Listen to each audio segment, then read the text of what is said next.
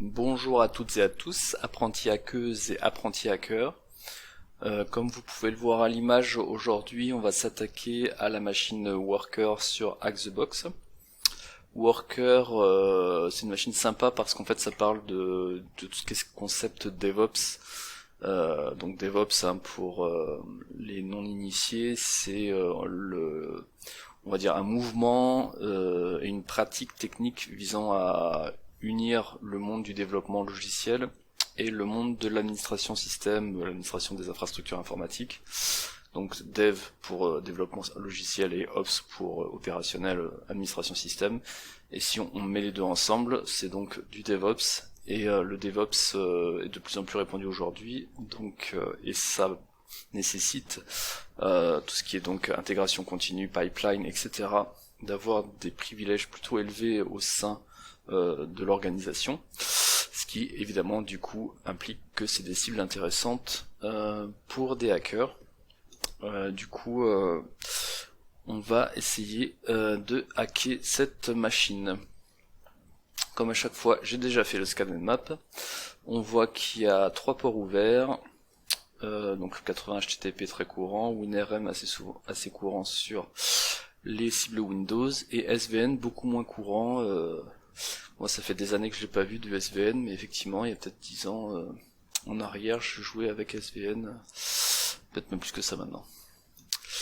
Donc du coup SVN c'est quoi? C'est Subversion, on le voit écrit ici. Donc SVN c'est l'abréviation de Subversion, et donc c'est un logiciel de gestion de version distribué sous licence Apache, un peu comme Git, qui est peut-être plus connu aujourd'hui que SVN, mais SVN est plus ancien, ça existait avant Git.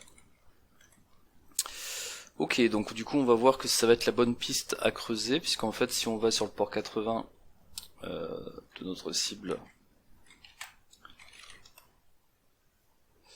on tombe sur la page par défaut du serveur IIS, et la bonne piste c'est de creuser le SVN. De toute façon, comme souvent sur Hack the Box, quand la machine a un port, on va dire peu répandu, il y a des chances que ce soit parce qu'il faille l'exploiter. Donc comment on exploite ça? Eh bien sur Linux du coup on a un exécutable qui s'appelle SVN qui permet de lister donc tout ce qui est gestion de configuration SVN sur une cible, ici 203. Et on voit plusieurs choses intéressantes, un dossier avec un sous-domaine, dimension, et un fichier texte. Donc on va regarder ce qu'il y a dans ce fichier texte, hein, ça pourrait être intéressant. Donc pour cela je fais un svn checkout, même chose que ça. Ça me permet de télécharger tout ce qu'il y a sur ce répertoire, et si j'affiche le contenu de moved.txt, on voit que la repository a été migrée sur devops.worker.htb. Donc ça nous fait 2 sous-domaines à creuser, DevOps et comment c'était, dimension. Donc pour cela, comme souvent, hein, dans les machines Hack the Box ou dans les vidéos Hacksize, on va ajouter dans le fichier etc host ces 2 sous-domaines.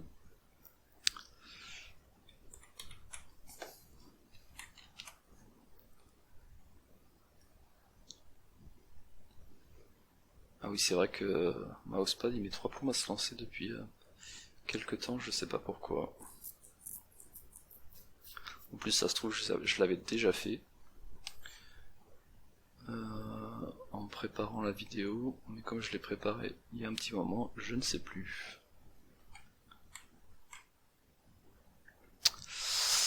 DevOps, il y est bien, on a même plein d'autres sous-domaines que pour l'instant on connaît pas, donc je vais les enlever. Pour l'instant nous ce qu'on connaît c'est DevOps et dimension, donc sur la cible 203. Parfait. Maintenant que j'ai mis ça à jour, allons voir ce qu'il y a sur ces deux sous-domaines. Donc dimension.worker.htb, si on y va en HTTP, on tombe sur ce site. Et sur ce site, il y a des choses intéressantes si on va dans Work. Si on va dans Work, ça nous parle de plusieurs projets. Et comme on le voit en bas à gauche, Alpha, Cartoon, Lens, tout ça c'est des sous-domaines du worker.htb. Donc idem, il faut les ajouter à etc host. Et du coup pour les flemmards, une petite solution pour aller un peu plus vite, c'est de faire un curl-s, donc cette page quoi, hop, enfin cette page work, parce que c'est celle-là qui nous intéresse.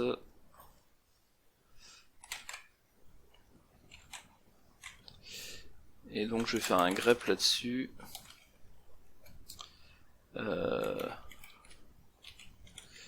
En spécifiant étoile worker.htb, comme ça va uniquement m'afficher les choses à ajouter, et à partir de là on va faire un cut comme on le fait souvent, donc je réexplique pas.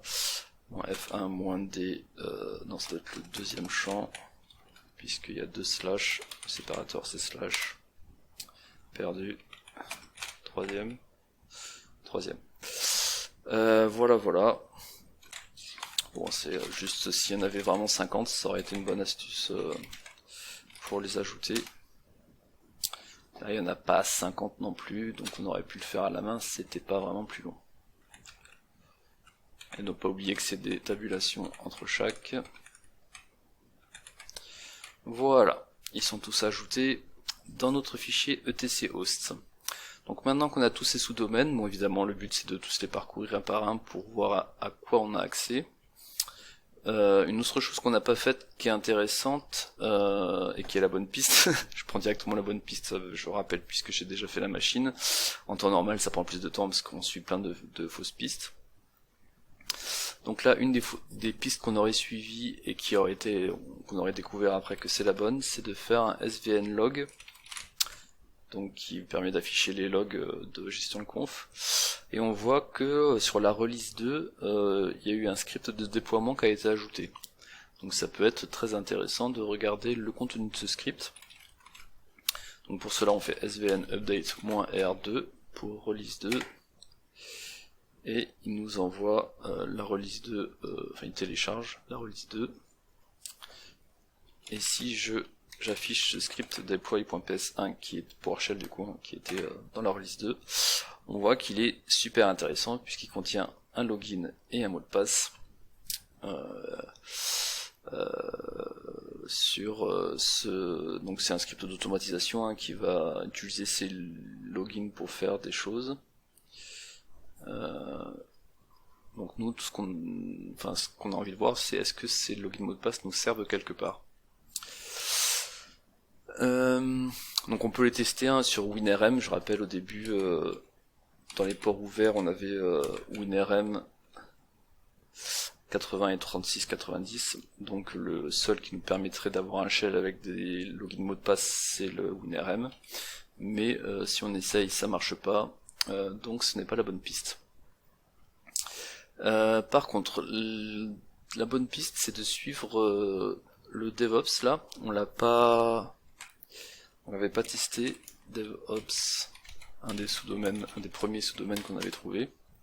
Ça demande un login mot de passe.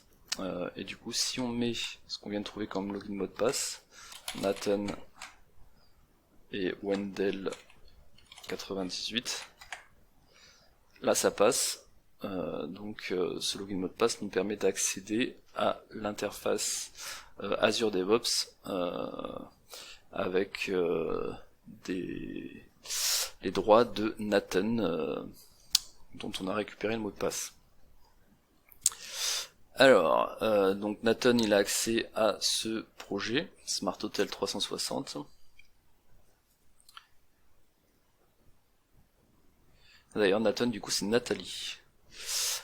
C'est quoi leur NAT pour les 3 premières lettres du prénom et 3 premières lettres du nom. Ok. Donc cette utilisatrice a accès à ce projet Smart Hotel et en fait ce qui nous intéresse c'est de voir si par hasard elle n'aurait pas des droits qui nous permettent évidemment de prendre le contrôle de la cible. Donc si on regarde dans cette interface, si on se promène un peu, évidemment je vais directement à la bonne solution, sinon ça prend un peu plus de temps. Donc là-dedans on a accès à un paquet de choses, enfin de menus. Et il y en a un qui est plus intéressant que les autres, c'est Pipeline. Et là-dedans on a différents pipelines. Alors pipeline, c'est en programmation informatique, c'est une succession d'étapes d'intégration continue. Hein. Donc c'est l'idée que pour automatiser, on va suivre différentes étapes de manière automatique de la compilation, du code, etc. jusqu'au packaging, déploiement, etc. Et si on regarde dans le pipeline Spectral CI,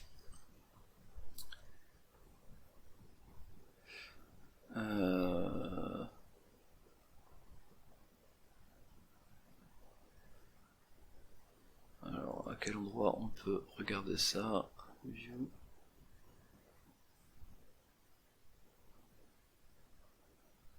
Donc là il nous affiche le détail de ce pipeline. Dans le détail de ce pipeline, on voit qu'il y a deploy website et que ce pipeline déploie de manière automatique le site sur donc un drive, hein, donc un lecteur W sur le serveur avec donc le nom de la repository.worker.htb. Donc du coup c'est très intéressant parce que ça implique qu'on peut déployer sur ce site web notre propre page, et qui dit mettre notre propre page dit exécuter du code sur la cible, puisque on peut mettre une page qui contient du code. Donc c'est ce qu'on va faire. Donc dans un premier temps on va cloner cette repository git.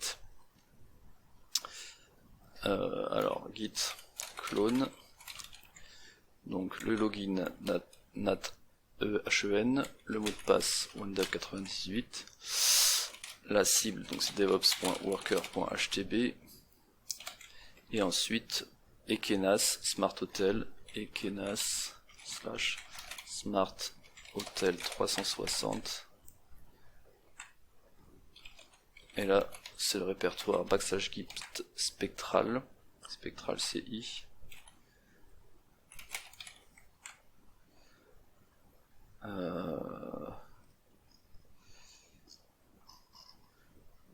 Si on regarde un peu,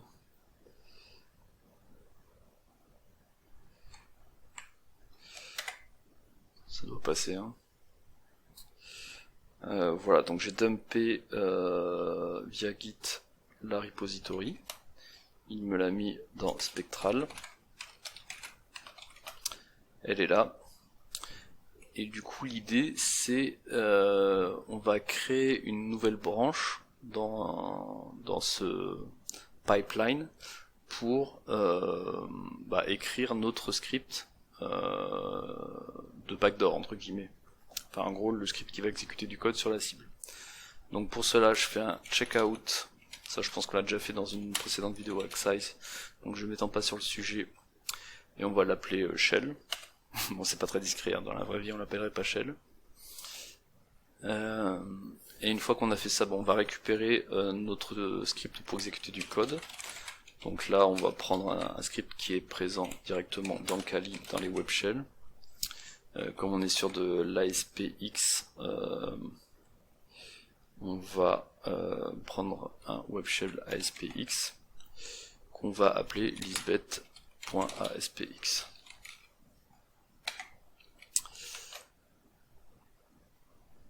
Et ma foi c'est déjà pas mal, donc on l'ajoute, on commit with Lisbeth shell, évidemment pour être discret on n'aurait pas mis ça comme commentaire de commit, et donc on peut maintenant le pusher. Donc le git push, hein, c'est la commande la plus couramment utilisée pour publier des changements locaux et les charger vers un dépôt centralisé. Donc c'est exactement ce qu'on veut faire, c'est publier nos changements vers le dépôt.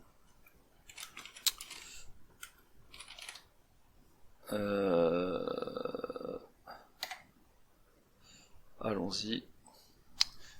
Donc a priori c'est bon, pas d'erreur, on a déployé le changement shell sur la repository. Donc une fois qu'on a fait ça, si on va sur l'interface pour vérifier qu'on le voit, si on va dans la repo,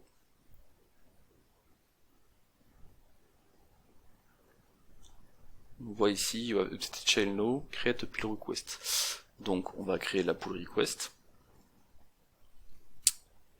Le but étant de donc déployer ce script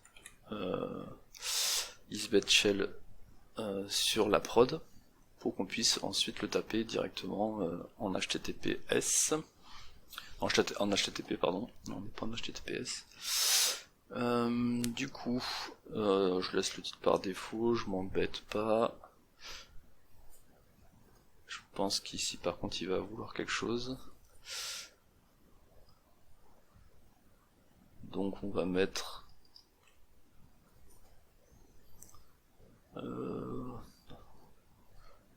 propose pas par défaut. Loading suggestion. Donc là on peut mettre un peu ce qu'on veut en fait, je pense qu'ils en s'en foutent un peu, mais l'idée c'est de mettre quelque chose, sinon je crois qu'il y a un message d'erreur qui apparaît. Je fais create.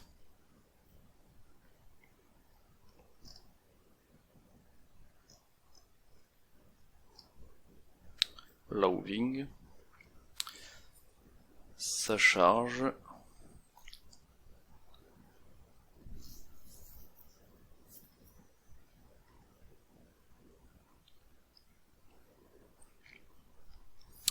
Parfait, donc il faut que quelqu'un approuve, donc j'auto-approuve mon déploiement et je peux faire complete de la merge request.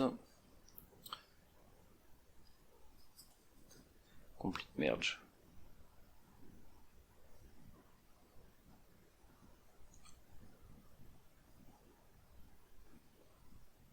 Parfait, ça a l'air bon. Du coup, si je reviens sur Files, maintenant, on a bien le lisbeth.aspx qui est présent.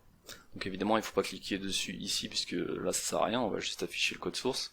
Nous, ce qu'on veut, c'est y accéder depuis le site web. Du coup, je fais http spectral. Je rappelle que spectral.worker.htb, c'est un des sous-domaines qu'on a ajouté dans ETC host.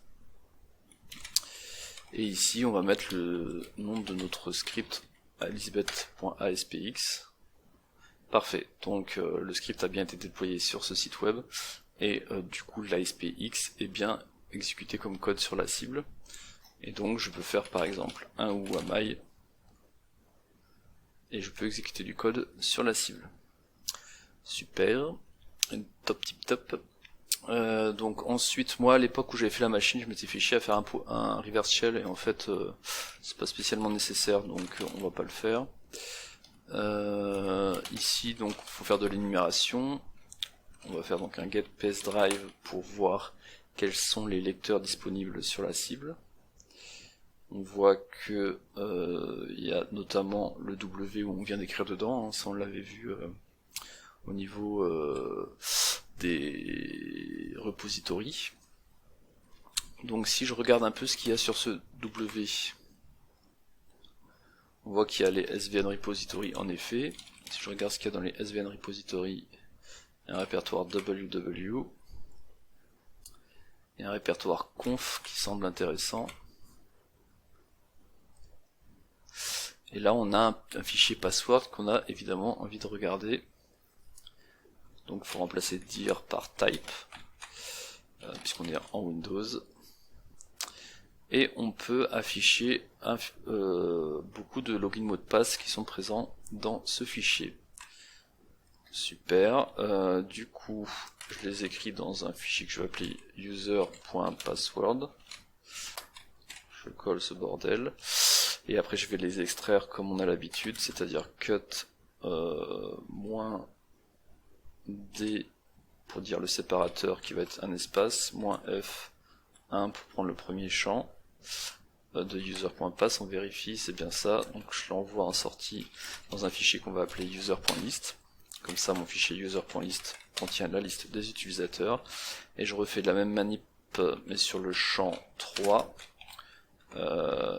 pour ce coup-ci afficher les mots de passe, et ces mots de passe je les mets dans pass.list, pour qu'on ait la liste des mots de passe dans pass.list. Nickel chrome. Donc une fois que j'ai fait tout ça, on peut utiliser CME. Donc CME, je rappelle, c'est crackmap.exec, c'est le raccourci de crackmap.exec. Et je rappelle aussi que CME, c'est pas beaucoup de lettres pour identifier un programme, et potentiellement, en fonction de ce que vous avez installé, vous avez peut-être un CME qui n'est pas crackmap.exec, mais autre chose. Comme on le voit ici, CME, c'est pas crackmap.exec. On va plutôt faire crackmap.exec.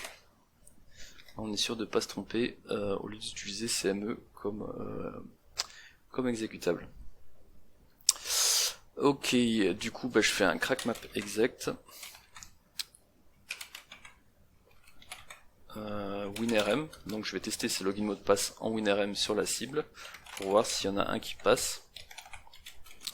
Donc en utilisateur je mets la user list, en mot de passe je mets la password list, et je mets une autre brute force. Ça c'est pour lui dire de pas brute forcer pour chaque utilisateur tous les mots de passe, puisque comme je sais que cette liste là, le mot de passe de cet utilisateur c'est bien celui-là, donc pas la peine d'essayer les autres, hein, je sais que c'est celui-là.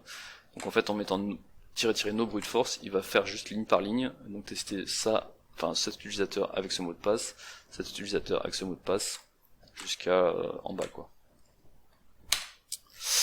Allons-y. Et voyons si on arrive à avoir un autre mot de passe qui fonctionne que celui de Nathalie. Même si a priori tous les mots de passe fonctionnent, mais ils fonctionnent sur l'interface DevOps. Et là on voudrait voir si on n'a pas les droits directement en tant que WinRM sur le système.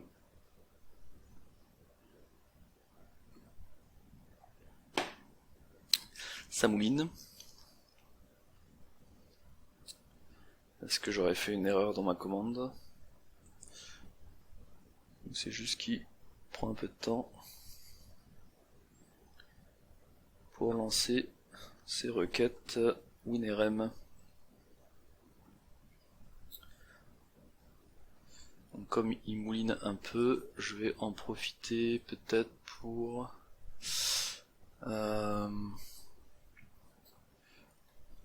vérifier si sur la chaîne AxSize on a déjà parlé de WinRM. Je serais fort surpris que ce soit pas le cas.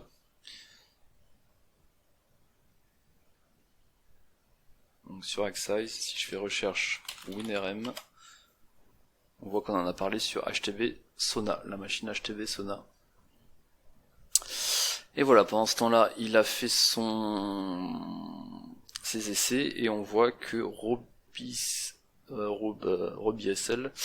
a les droits d'accès en WinRM sur la machine cible, donc c'est cool, on va pouvoir avoir un shell en utilisant Heavy WinRM qu'on a déjà utilisé plein de fois. RoBSL les loups 11. Et je pense que là on a accès desktop au premier flag. Get content user.txt substring 04. Nickel, on a pawné la première partie de la machine et on a un accès utilisateur. Alors, deuxième étape, récupérer le root.txt, donc avoir les droits d'administration sur la machine. Donc là, si on regarde les droits qu'on a, on va vite voir qu'on n'a pas grand chose. Et c'est pas la bonne piste pour élever ses droits. La bonne piste pour élever ses droits, c'est de se connecter avec cet utilisateur RoBSL sur le DevOps là. On n'a plus de session là-dessus, voilà, ici. Donc je me déconnecte de la session de Nathalie. et je me sign in as, mais ce coup-ci en tant que Robis Wolves 11, R-O-B-I-S-L W-O-L-V-E-S 11. Bah alors.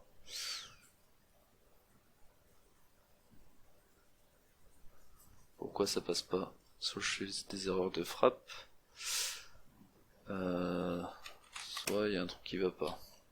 Je vais faire un copier-coller comme ça, je serai sûr de pas me louper. Tac. Même les copier-coller on peut se louper. Tac. Ok. Donc cet utilisateur, donc RobisSL c'est pour Robin. Alors Robin, il a accès à Parts Unlimited, donc un autre projet. Et en fait, si on énumère les droits de ce nouvel utilisateur, on va voir qu'il a des droits très intéressants au niveau des builds.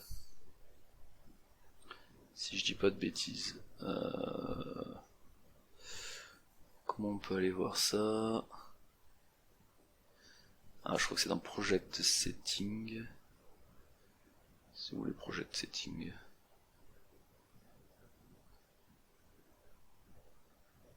On voit que je suis pas développeur et que je suis pas DevOps, j'ai pas l'habitude de cette interface. Où c'est Project Settings?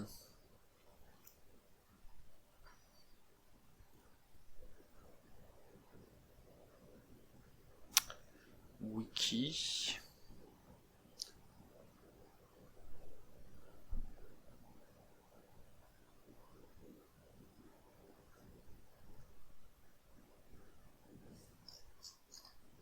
Ah oui, c'était là, bien caché en bas à gauche. Ok, et donc là-dedans, on a Security, Build Administrator, et si on regarde Members, on voit que l'utilisateur Robin est bien dans le groupe Build Administrators, et ça implique qu'on va pouvoir exécuter du code sur la cible. Vous allez me dire, on peut déjà exécuter du code sur la cible en tant que Robin, donc c'est pas super intéressant. Mais si on regarde les agent pools ici, le setup en place, donc il y a un paquet de jobs.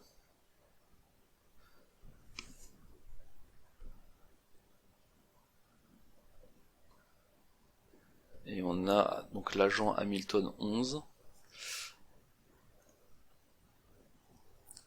Et si on regarde l'agent Hamilton 11, si on regarde dans donc les capabilities, on voit que cet agent tourne avec le username worker dollar, donc avec le compte machine. Donc si on arrive à exécuter du code avec cet utilisateur, on a donc les droits système sur la machine. Et ça on peut le faire puisque on est dans le groupe Build Administrators. Donc comment abuser de cette configuration, de cette misconfiguration? Eh bien on va dans Pipelines, New Pipeline. Je vais créer un nouveau pipeline. À partir de là, je choisis l'éditeur classique.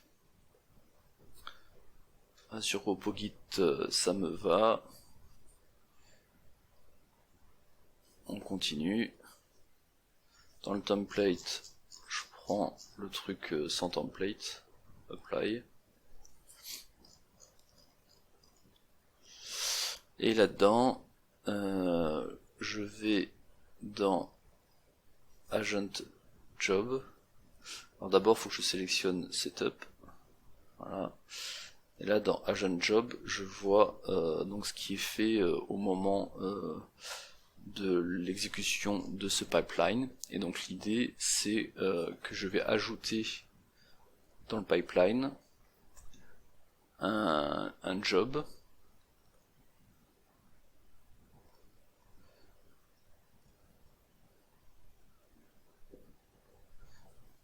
Et donc dans ce job, je fais plus. C'est quoi la différence? De toute façon, vous pouvez le faire directement avec le premier. Et donc je peux ajouter un paquet de possibilités, là vous le voyez. Donc nous, ce qu'on va faire, c'est un script PowerShell, mais on pourrait le faire dans une autre langue. Et donc dans ce script PowerShell, on va tout simplement créer un compte avec les droits du compte Machine Worker. Du coup,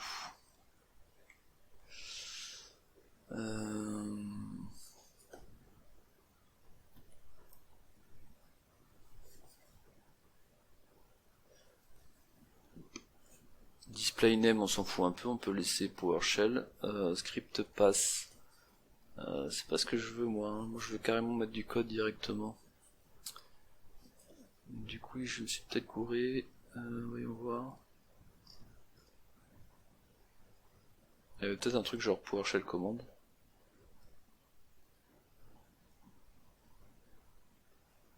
Run a PowerShell script, pourtant c'est ça. Hein.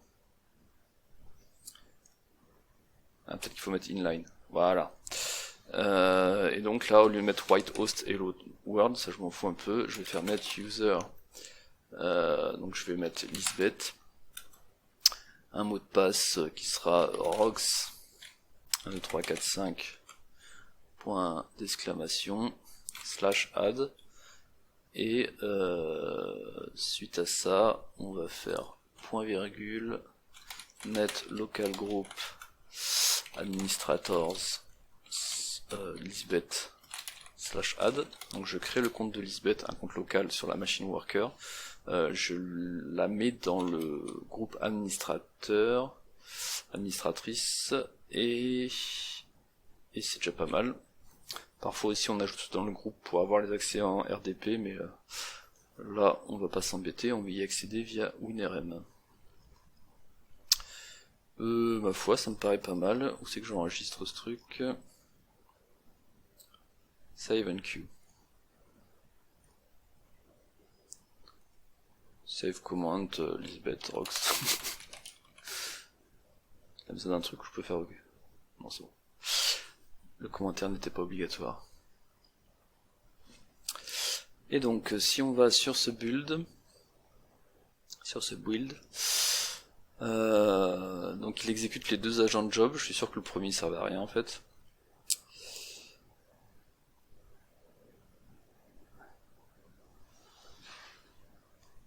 Donc il fait le checkout.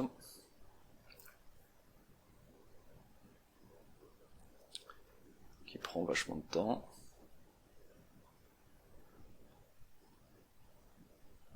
Notre agent Hamilton 11.